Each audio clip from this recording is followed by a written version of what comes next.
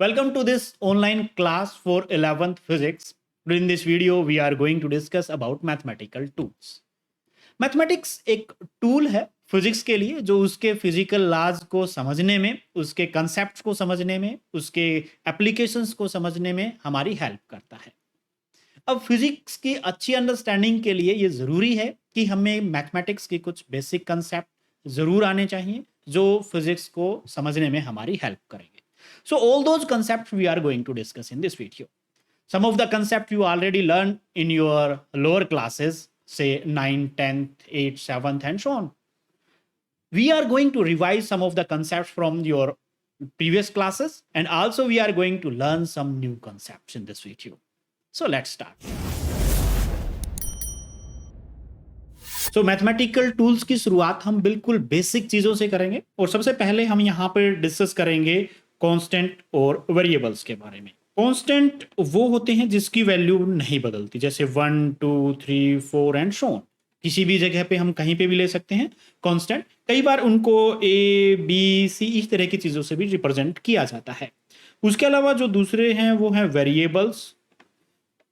Variables जिनकी value vary करे। हमने बहुत सारे ऐसे क्वेश्चंस किए थे जिसमें for example we have considered x, उसकी वैल्यू कहीं पे 1 आती थी, कहीं पे 2 आती थी एंड सो ऑन। इस तरह की वैल्यूज वहां पे आई हैं, तो इसका मतलब x is a variable. Similarly y, z and so on, इस तरह की चीजें लिखे थे जिसकी क्वेश्चन टू क्वेश्चन जो वैल्यू थी वो चेंज होती थी, तो उनको हम वेरिएबल्स कहते हैं।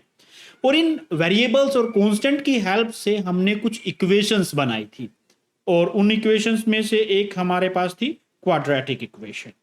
Quadratic equation like this, that is ax square plus bx plus c, that is equal to 0. You can see it here. X is a variable, again x is a variable, but a, b, c are constant.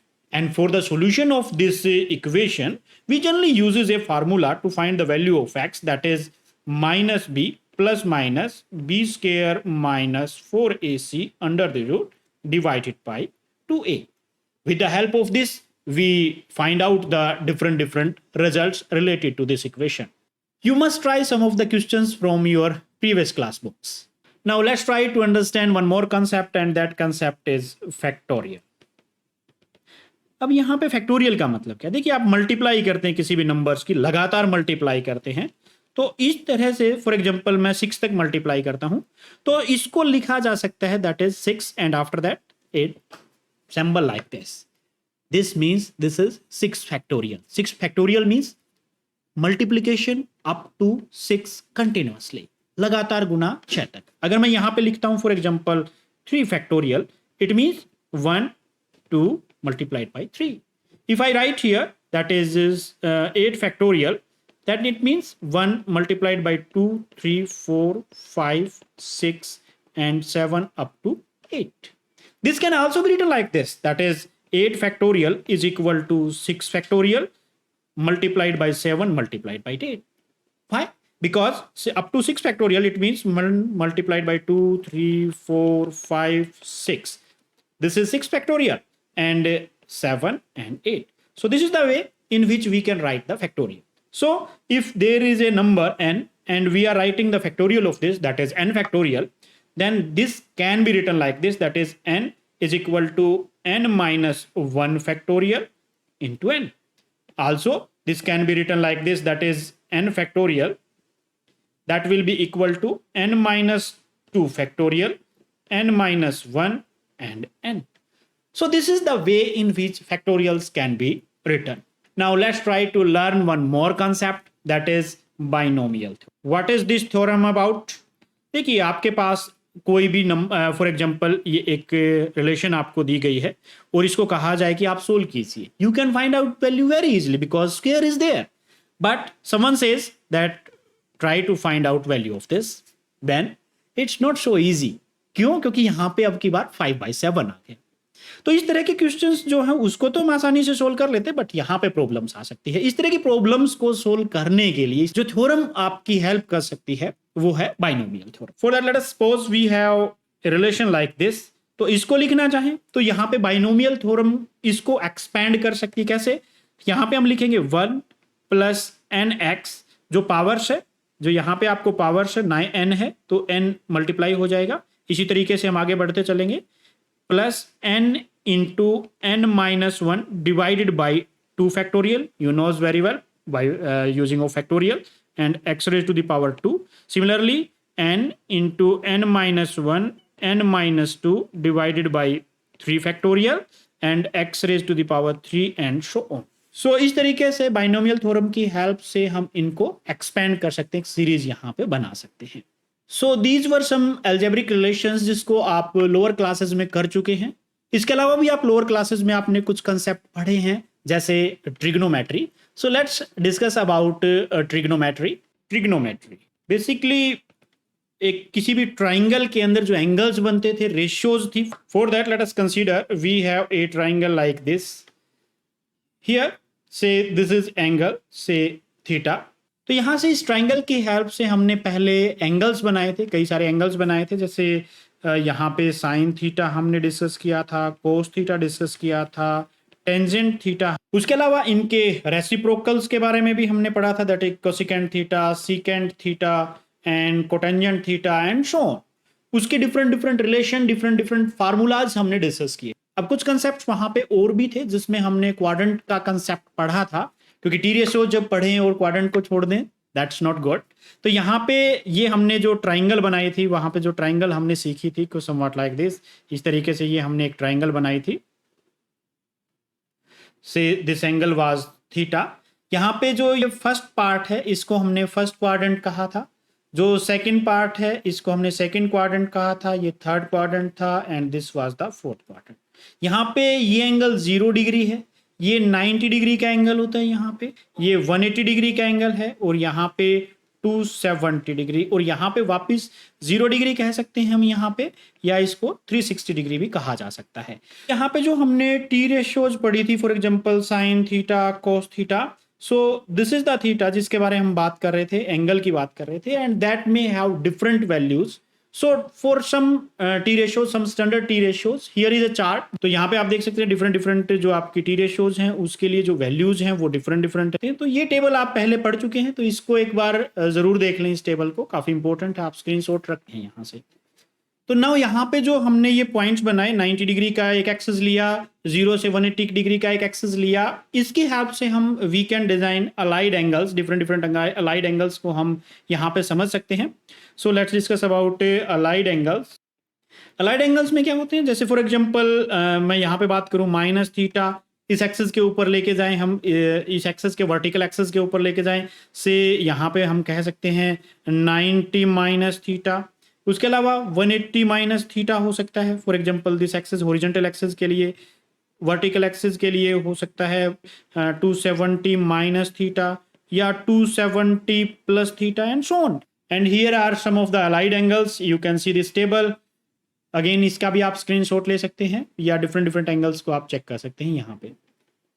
And along with all these here are some important trigonometric formulas you must no.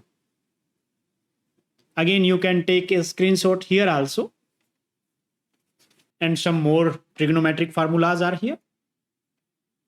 Well तो ये वो सारे concept थे जो आप lower classes के अंदर पढ़ चुके हैं। आप इन कंसेप्ट को दोबारा से रिवाइज कर सकते हैं, सो दैट कि यहाँ पे जब भी इनकी जरूरत हो आप इनको यूज कर पाए। जो फार्मूलाज की टेबल आपको दिखाई गई थी उसका आप स्क्रीनशॉट लेके अपनी कॉपी के अंदर दोबारा से नोट कर सकते हैं, या आप इनकी एक टेबल बना सकते हैं और उस टेबल को अपने रूम में कहीं पे भी लगा के इनको लगातार यूज कर सकते हैं।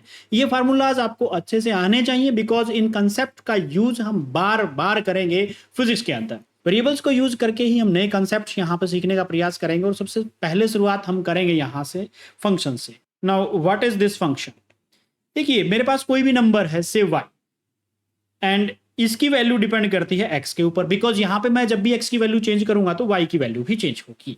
तो यहाँ पे सिंपली मैं लिख सकता हूं y is a function of x, यानी कि y और ब्रैकेट में मैंने x लिखा, तो इसका मतलब क्या हुआ, that is y is a function of x। क्यों? क्योंकि y की वैल्यू x के ऊपर डिपेंड करेगी। x की वैल्यू कोई भी हम चेंज कर दे, y की वैल्यू डिफरेंट है। यहाँ पे मैं x लिख देता हूं और y की वैल्यूज क्या आएगी। x की वैल्यू जब 1 होगी, 2 होगी, 3, 4 एंड डिफरेंट डिफरेंट आप ट्राई कर सकते हैं। मैं जस्ट यहाँ पे 4 तक ही लूंगा, दैट इज x की वैल्यू जब 1 होगी तो y की वैल्यू 1, x की वैल्यू जब 2 होगी तो y की वैल्यू 4 हो जाएगी, x की वैल्यू जब 3 होगी तो y की वैल्यू 9 हो जाएगी, एंड जब x की वैल्यू 4 होगी तो y की वैल्यू 16। मीन्स एक पैटर्न के ऊपर, एक उसी फंक्शन के ऊपर चलेगी। तो इस तरीके से हम लिख सकते हैं फंक्शन। अब फंक्शन जरूरी नहीं है सिर्फ एक ही वेरिएबल के साथ हो, फंक्शन 2 वेरिएबल का भी हो सकता है। फॉर अ मोमेंट यहाँ पे हम डिस्कस करें y is equal to x square plus 4z। यहाँ पे जो y की वैल्यू है वो किस किस के ऊपर डिपेंड कर रही है, x पे और z के ऊपर भी। सो y is a function of x and z। तो इस तरीके से डिफरेंट डिफरेंट फंक्शंस बना सकते हैं, 2 वेरिएबल्स के साथ, 3 वेरिएबल्स के साथ, और भी वेरिएबल्स के साथ फंक्शन हो सकते हैं। अब इन फंक्शंस को यूज करते हुए हम एक और नया कंसेप्ट सीखने का प्रयास करते हैं, और वो कंसेप्ट है डिफरेंशिएशन। डिफरेंशिएशन क्या होता है? देखिए, कई बार क्या है, किसी चीज को हम मेजर करना चाहते हैं। फॉर एग्जांपल आपको कह दिया जाए कि आपको एक पहाड़ का एरिया मेजर करना है, इन दैट केस को मेजर करना चाहें, but there is no simple method of measuring that. Similarly यहाँ पे भी हमारे पास डिफरेंट डिफरेंट टाइप के कर्व हो सकते हैं। ऐसे फॉर अ मोमेंट में यहाँ पे कंसिडर कर लेता हूं कि मेरे पास कोई ये कर्व है और इसका मुझे एरिया कैलकुलेट करना पड़े, तो दैट बिकम्स वेरी डिफिकल्ट। तो यहाँ पे क्या करेंगे, इसका एरिया कैलकुलेट करने के लिए हम इसको 2 पार्ट्स में, डिफरेंट डिफरेंट पार्ट्स में बना लेंगे इस तरीके से, और इसको क्या करेंगे, इसको छोटे छोटे टुकड़ों में तोड़ लेंगे, स्मॉल स्मॉल पार्ट्स के अंदर, बिल्कुल स्मॉल पार्ट्स में, जैसे फॉर एग्जांपल इस तरीके से छोटे छोटे पार्ट्स में। और फिर क्या करेंगे, हम इसको एज ए, जो छोटा पार्ट है इसी को एज ए रेक्टेंगल मान के, हम इसको फिर ऐड कर लेंगे, एरिया कैलकुलेट करके उसके एरिया को ऐड कर लेंगे, और फिर सारे के सारे का हमारे पास एरिया आ जाएगा।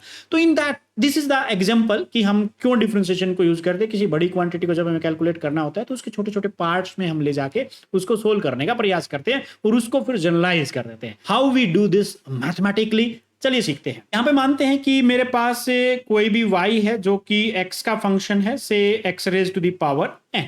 तो इसका डिफरेंशिएशन कैसे करेंगे? तो इसका डिफरेंशिएशन करना बहुत आसान है। हम यहां पे कहेंगे डिफरेंशिएट करो y का विद रिस्पेक्ट टू x, तो यहां पे d by d x raise to the power n।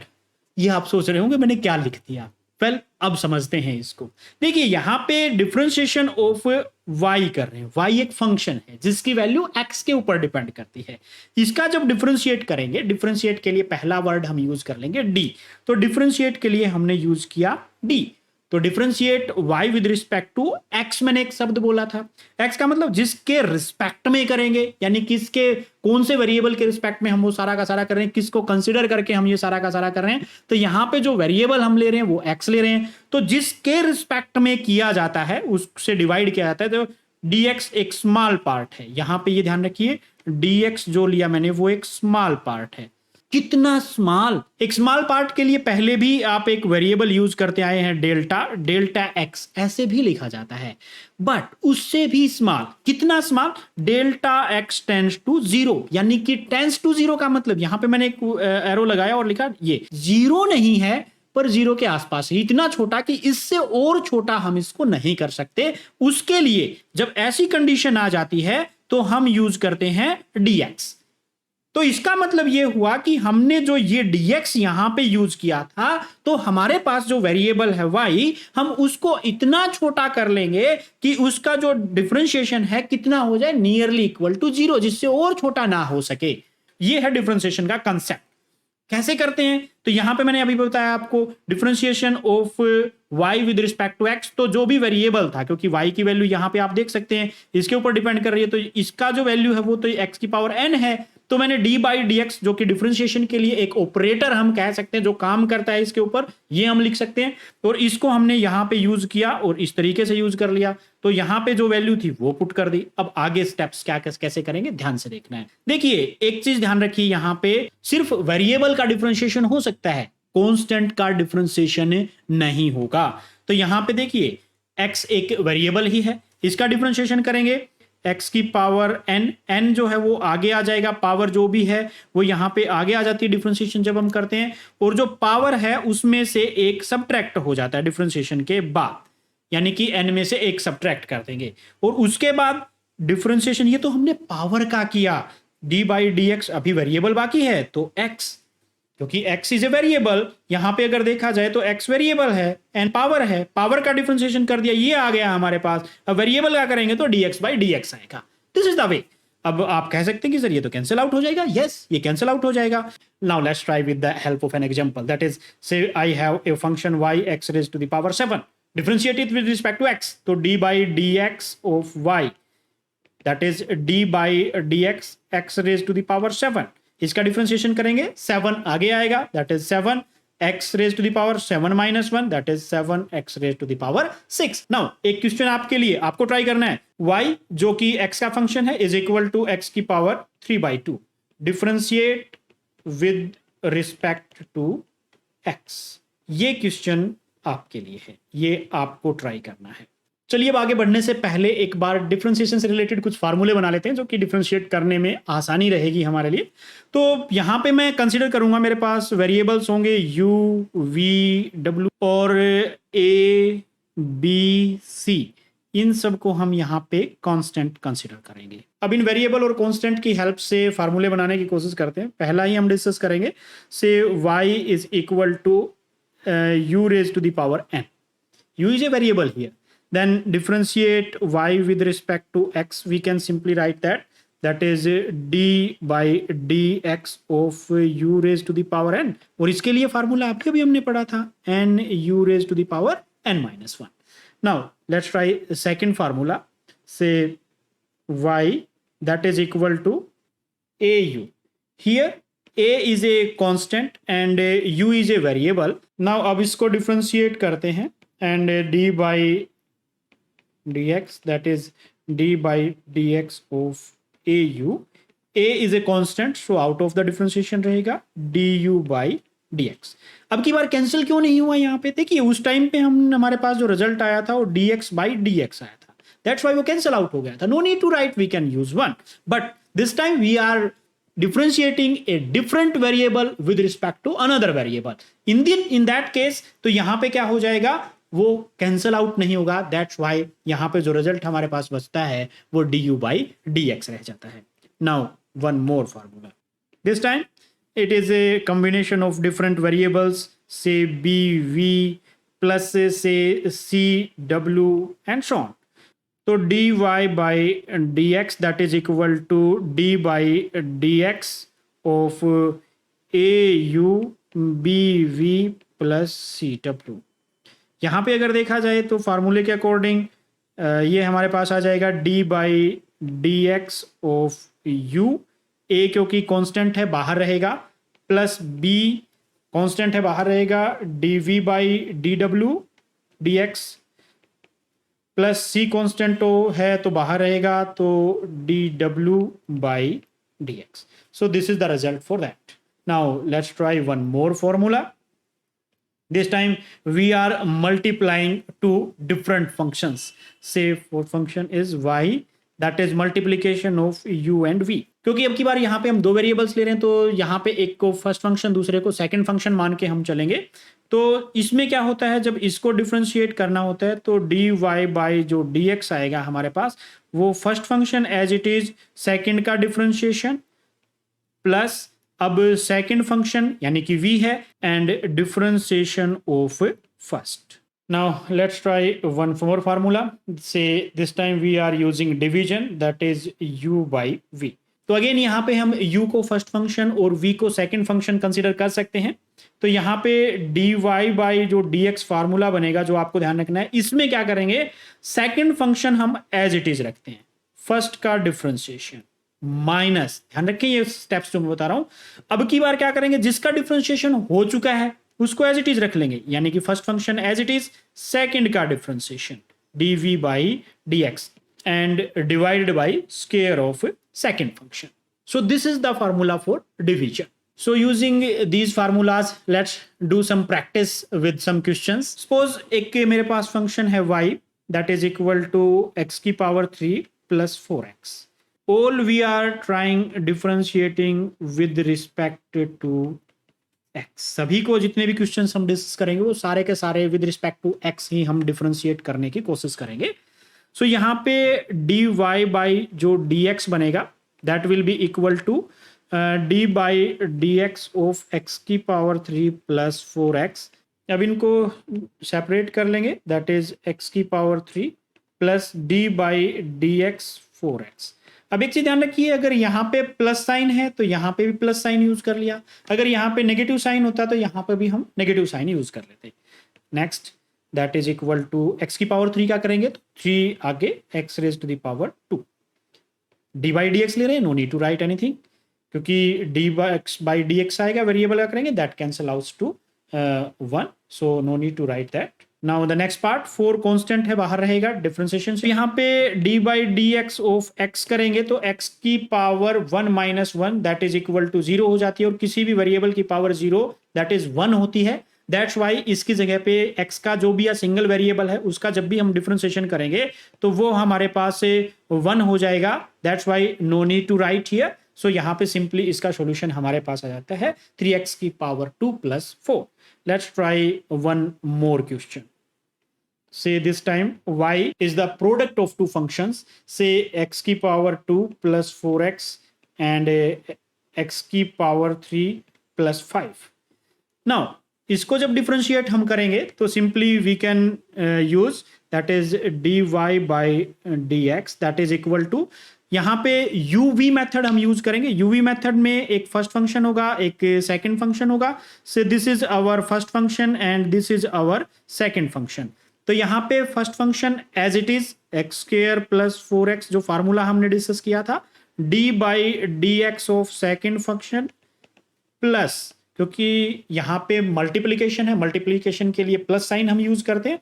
First function का अब की बार डिफरेंशिएशन करेंगे, second function as it is, क्योंकि इसका पहले हम डिफरेंशिएशन कर चुके हैं, d by d x of x की power 2 plus 4x that is equal to x square plus 4x as it is. इस पार्ट का डिफरेंशिएशन करेंगे, 3x की पावर 3 का जब हम डिफरेंशिएशन करते हैं तो ये हमारे पास आ जाएगा 3x plus 5 is a constant, और ये ध्यान रखिए कांस्टेंट का डिफरेंशिएशन 0 होता है, सो इसका डिफरेंशिएशन 0 होगा। No need to write plus 0 लिखने का कोई मतलब नहीं है, तो यहां पे हम इस पार्ट को छोड़ देते हैं। प्लस x की पावर 3 प्लस 5, अगेन यहां पे D by d x of this part, तो एक्स स्क्वायर का करेंगे तो हमारे पास आ जाएगा 2x प्लस 4x का, 4 एक कांस्टेंट है एज इट इज, और x का डिफरेंशिएशन करते हैं तो 1, तो ये हमारे पास ये आ जाएगा।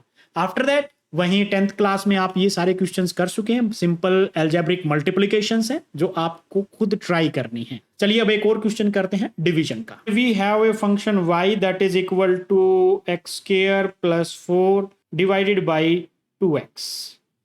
नाउ इस पार्ट को हम सोल्व करेंगे, अगेन वही चीजें, एक को फर्स्ट फंक्शन दूसरे को सेकंड फंक्शन यहाँ पे हम कंसिडर करके चलेंगे।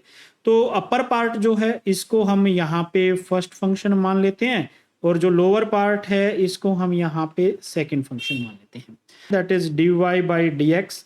अब यहाँ पे देखिए second function as it is, first का differentiation that is x square plus 4, अब जिसका डिफरेंशिएशन हो चुका है उसको छोड़ दो, minus that is x square plus 4 का, क्योंकि पहले हम कर चुके हैं, सेकंड का differentiation that is 2x divided bye square of the second function. Second function है हमारे पास 2x, square of this 2x D by d x, इसका करेंगे तो 2x आ जाएगा, और 4 क्योंकि कांस्टेंट है इसका डिफरेंशिएशन करते हैं तो 0 आएगा, no need to write that 0 here, minus x square plus 4 and इसका 2x का डिफरेंशिएशन करते हैं तो 2x का डिफरेंशिएशन हमारे पास होता है 2 डिवाइडेड बाय नीचे वाले पार्ट का स्क्वायर करेंगे तो 4x की पावर 2। अगेन कुछ सिंपल स्टेप्स जो आप लोअर क्लासेस में कर चुके हो, algebraic addition, multiplication, subtraction, division वगैरह रहते हैं, वो आपको स्वयं ट्राई करने हैं यहाँ पे। चलिए एक क्वेश्चन और ट्राई करते हैं। Suppose I have a function y that is equal to under root x, differentiate this with respect to x, dy by dx that is equal to d by dx of this under root x। under root x का मतलब होता है x raised to the power 1 by 2। अब जब इसका differentiation करेंगे तो यहाँ पे देखिए पावर 1 by 2 आगे आ जाएगी, x 1 by 2 minus 1, this will give 1 by 2 x raised to the power minus 1 by 2। This is important.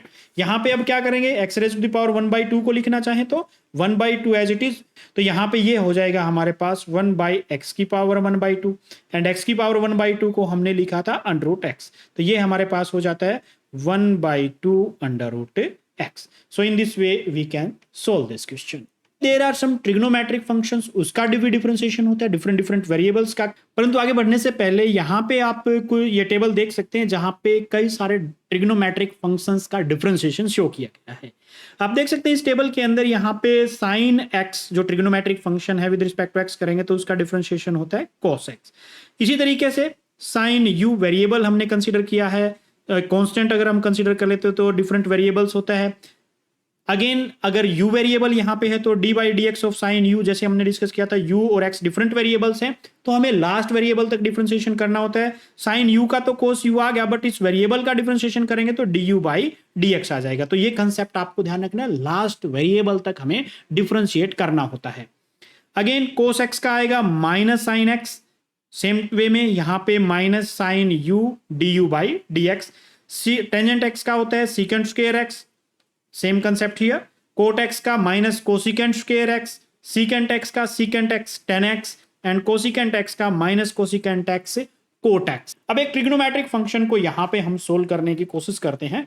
y is a function of sine x square plus 2x से इस तरीके से। अब इसका डिफरेंशिएशन करेंगे तो देखिए साइन का डिफरेंशिएशन हमने पढ़ा था कोस एक्स होता है, तो यहाँ पे इसको डिफरेंशिएट करेंगे that is d y by d x, then in that case d by d x that is sine of x square plus 2x। Then यहाँ पे इसका डिफरेंशिएशन होता है cos of x square plus 2x। ये as it is रह गया हमारे पास, but हमें मैंने बताया था कि वेरिएबल तक जाना है हमें, तो d बाई डी एक्स इस पार्ट का और करना पड़ेगा that is x square plus 2x। तो यहां पे इसका डिफरेंशिएशन करेंगे तो हमारे पास आ जाएगा कोस of x square plus 2x and यहां पे d बाई डी एक्स इस पार्ट का करेंगे, ये पार्ट इसके साथ मल्टीप्लाई में आ जाएगा और डिफरेंशिएशन करेंगे तो एक्स स्क्वायर का डिफरेंशिएशन आता है हमारे पास 2x और प्लस 2x था प्लस 2x, x एक सिंगल वेरिएबल है तो वहां पे 1 हो जाएगा, उसकी जगह पे सिर्फ 2 बचेगा तो ये बन जाता है। इसको लिखना चाहें इसके डिफरेंशिएशन को तो we can simply write that is 2x plus 2। This is not the part of angle, ये एंगल है but this is not the part of angle, ये चीज ध्यान रहे, ये हमेशा मल्टीप्लीकेशन में होगा। तो सेकेंड पार्ट जो भी आएगा दैट इज यहां पे हम लिख सकते हैं कोस एक्स स्क्वायर प्लस 2x। तो यहाँ पे बहुत सारे ट्रिग्नोमेट्रिक फंक्शंस दिए गए हैं, उसके लिए आप ट्राई कर सकते हैं। अब एक फंक्शन और रहता है हमारे पास और वो है एक्सपोनेंशियल फंक्शन। एक्सपोनेंशियल फंक्शन को हम रिप्रेजेंट करते हैं e की पावर x से y is equal to e की power x, d by d x of this y that is d by d x e की पावर x। तो ये चीज ध्यान रखिए e की पावर x का डिफरेंशिएशन e की पावर x ही होता है, जो रिजल्ट हमारे पास आएगा वो आएगा e की power x। But if we are using some different relations, say y is equal to e की power x की power 2, then the result will be different. Then y that is equal to d by dx of this e x raised to the power 2 and यहाँ पे e की power x का तो e की power x आ गया, but हमें क्या करना है मैंने बताया था वेरिएबल तक जाना है, तो x स्क्वायर का डिफरेंशिएशन जब हम करेंगे तो हमारे पास आ जाएगा x स्क्वायर का करते हैं तो 2x। So the result this time is 2x e raised to the power x square. Well तो ये तो रिजल्ट था डिफरेंशिएशन का जिसमें हमने उसको छोटे छोटे पार्ट में डिफरेंशिएट किया था, टुकड़ों में तोड़ा था। अब उससे उल्टा फंक्शन करते हैं, अगेन बहुत इंपॉर्टेंट है and that is called integration. Integration में क्या करेंगे, जो टुकड़े हमने किए थे उनको अब जोड़ने का काम करेंगे। इंटीग्रेट करना मतलब चीजों को इकट्ठा करना, तो यहाँ पे अब हम चीजों को इकट्ठा करने की कोशिश करेंगे जो हमने तोड़ दी थी। कैसे करते हैं मैथमेटिकली वो देखते हैं। हाँ, एक छोटा सा कंसेप्ट यहाँ पे मैं क्लियर करूं कि जिस तरीके से हमने डिफरेंशिएशन किया था इंटीग्रेशन के अंदर हर स्टेप को उससे उल्टा करते चलेंगे। कैसे देखते हैं। इंटीग्रेशन के लिए जैसे डिफरेंशिएशन के लिए हमने सिंबल यूज किया था d, इंटीग्रेशन के लिए जो सिंबल हम यूज करेंगे वो इस तरह का सिंबल हम यूज करते हैं।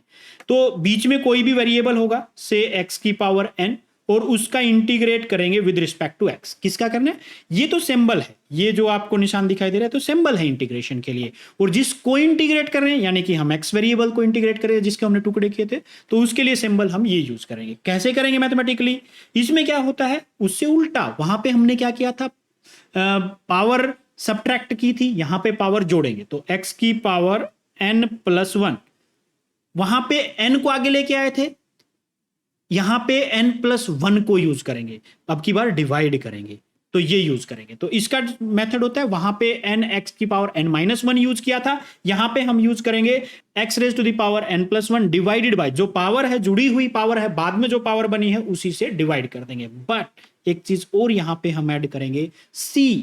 What is this c? This c is constant of integration.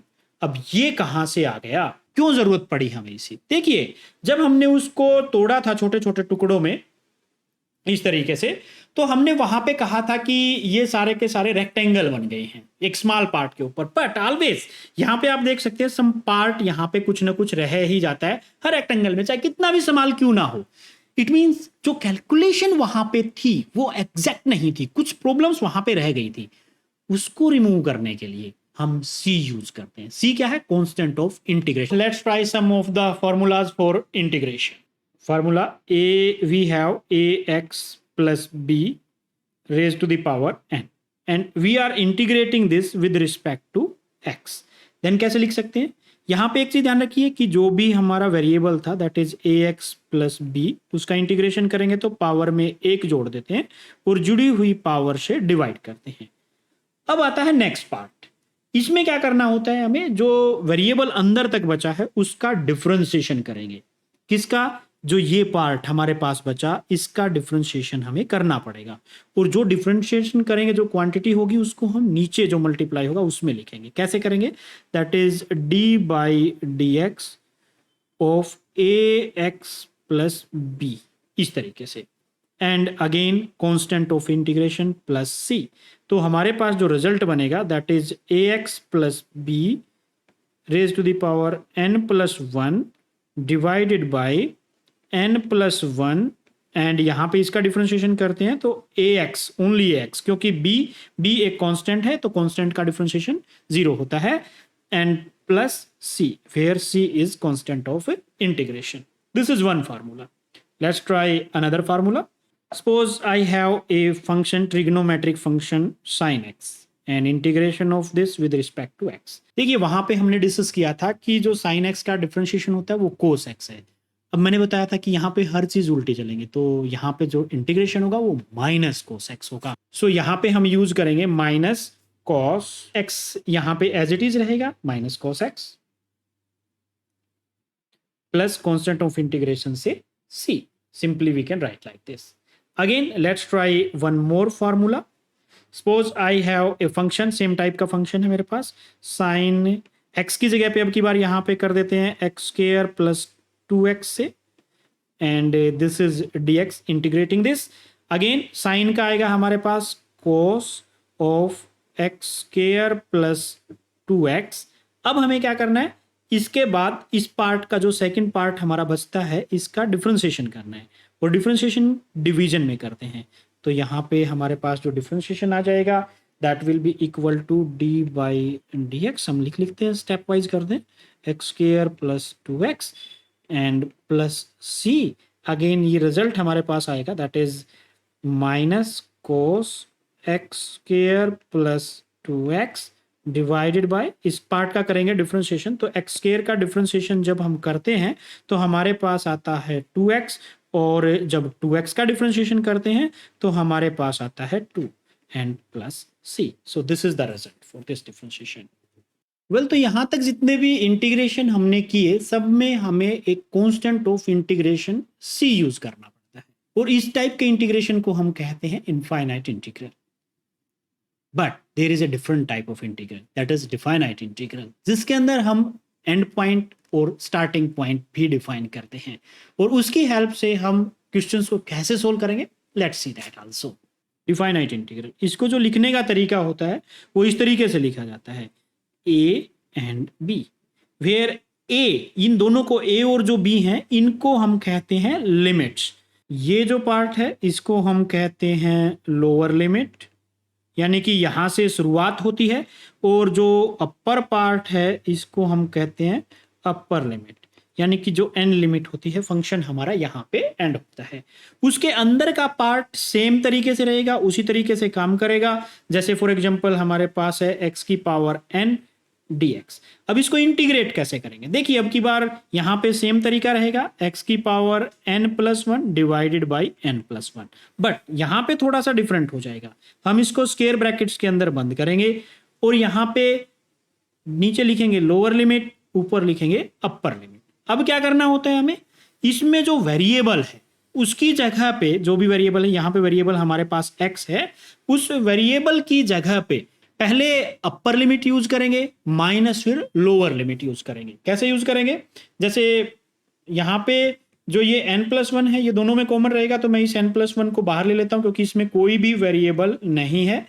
अंदर जो पार्ट बचता है उसमें वेरिएबल की जगह पे पहले अपर लिमिट यानी कि x की जगह पे पहले b यूज करेंगे, तो हमारे पास बन जाएगा b raise to the power n+1 minus फिर इस वेरिएबल जो हमारे पास x था इसकी जगह पे लोअर लिमिट, तो ये बन जाएगा हमारे पास a raise to the power n+1। So final result अगर देखा जाए तो हमारे पास आ जाएगा 1/n+1 into b raised to the power n+1 minus a raised to the power n+1, but this time we are not using c because यहाँ पे limits define की गई हैं। तो यहाँ पे जब भी फाइनाइट इंटीग्रल की हम बात करते हैं तो उसके अंदर हम कांस्टेंट ऑफ इंटीग्रेशन का यूज नहीं करते। यहाँ पे जब आपको स्क्रीन पे ऊपर दिखाई दे रहे हैं कुछ ट्रिग्नोमेट्रिक फंक्शंस के लिए इंटीग्रेशन के फार्मूलाज यूज किए गए हैं, ये ध्यान रखिए इन सब के लास्ट में c जरूर लगेगा क्योंकि यहाँ पे ये फाइनाइट इनफाइनाइट इंटीग्रल्स है। फाइनाइट इंटीग्रल होते तो वहां पे सी की जरूरत नहीं थी, अपर लोअर लिमिट्स को हम यूज करते हैं। आपको जब भी कैलकुलेट करेंगे रिजल्ट में वहां पे सी यूज करना है। अगर इनफाइनाइट इंटीग्रल यूज कर रहे हैं, अगर फाइनाइट इंटीग्रल यूज कर रहे हैं तो वहां पे आपको सी यूज करने की जरूरत नहीं क्योंकि वहां पे लिमिट्स होती हैं। अंदर फार्मूला जो भी बनेगा वो इन्हीं की हेल्प से बनता है। सम मोर फार्मूलाज, तो यहाँ पे आपके लिए कुछ क्वेश्चंस हैं, आपको इन क्वेश्चंस को ट्राई करना है, उनके सॉल्यूशंस फाइंड आउट करने की कोशिश करनी है। इसके अलावा भी बहुत सारे क्वेश्चंस आपकी जो टेक्स्ट बुक है उसके अंदर भी दिए हैं, वहां से भी आप इन क्वेश्चनों का अभ्यास कर सकते हैं। वेल, तो मैथमेटिकल कंसेप्ट बहुत जरूरी हैं फिजिक्स को पढ़ने के लिए, इसलिए जो भी क्वेश्चंस हमने आज डिस्कस किए हैं, यहाँ पे जो भी पॉइंट्स डिस्कस किए हैं उसको आपको अच्छे से कंप्लीट करना है और प्रैक्टिस जरूर करनी है क्योंकि प्रैक्टिस करेंगे तभी आप आगे के पार्ट्स को सोल्व कर पाएंगे। Well, this was all about for this day. Thank you very much.